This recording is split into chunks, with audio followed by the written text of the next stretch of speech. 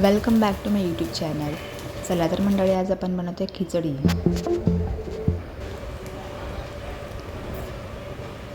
चविष्ट खिचडी बनवतो आहे आपण.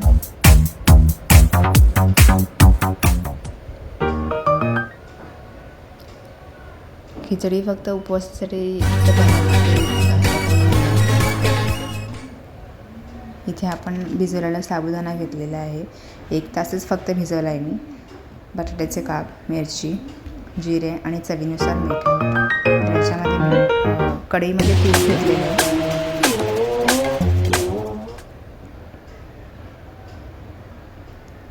तुपामध्ये 3 ते 4 टेबलस्पून तूप घेतलं आहे. तुपामध्ये आपण बघू शकता जिऱ्याची फोडणी दिलेली आहे. त्यामध्ये तुम्ही कढीपत्ता तुम्हाला चालत असेल तर घालू शकता. शक्यतो मी नाही घालत. बटाट्याचे काप एकदम बारीक चिरून घातलेले आहेत, जेणेकरून ते पटकन शिजतील. कारण आपण खिचडी जास्त वेळ शिजवत नाही आहे, फक्त त्याला वाफ देतो खिचडीला. बटाटे असे परतून घ्यायचे आहेत, थोडंसं कलर ब्राऊन येऊपर्यंत.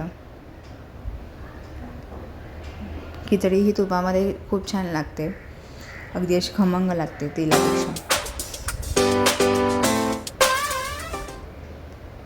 तर यामध्ये तुम्ही बघू शकता भिजवलेले साबुदाणे घातलेले आहेत.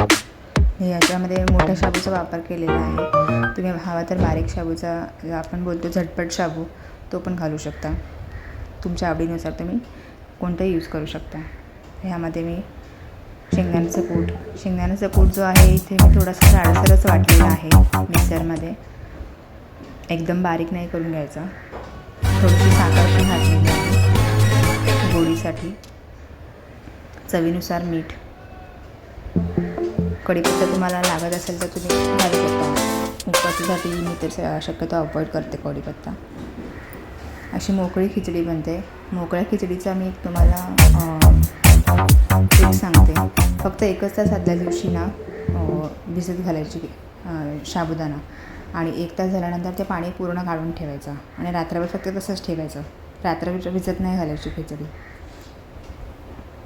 तर फायनल लुक आपल्याला असं दिसेल.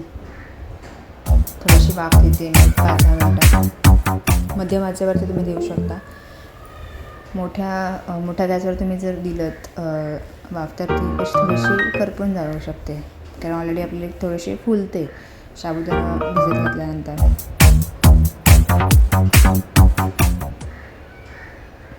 तर आपली रेडी झालेली आहे खिचडी. आवडली असेल तर नक्की लाईक करा. थँक्यू.